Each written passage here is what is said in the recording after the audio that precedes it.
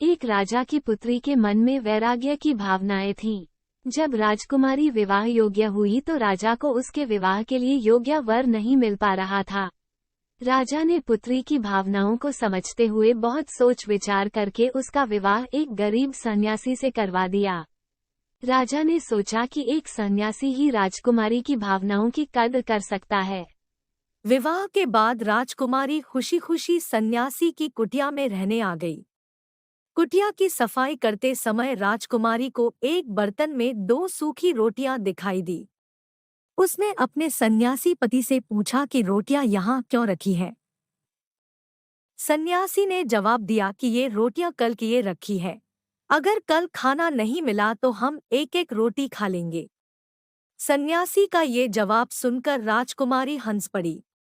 राजकुमारी ने कहा कि मेरे पिता ने मेरा विवाह आपके साथ इसलिए किया था क्योंकि उन्हें ये लगता है कि आप भी मेरी ही तरह वैरागी हैं। आप तो केवल भक्ति करते हैं और कल की चिंता करते हैं। सच्चा भक्त वही है जो कल की चिंता नहीं करता और भगवान पर पूरा भरोसा करता है।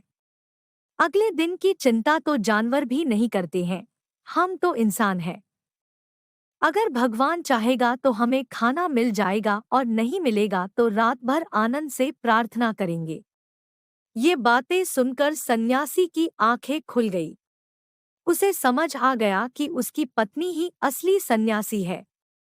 उसने राजकुमारी से कहा कि आप तो राजा की बेटी हैं, राजमहल छोड़कर मेरी छोटी सी कुटिया में आई है, जबकि मैं तो पहले से ही एक फकीर हूँ, फिर भी मुझे कल की चिंता सता रही थी।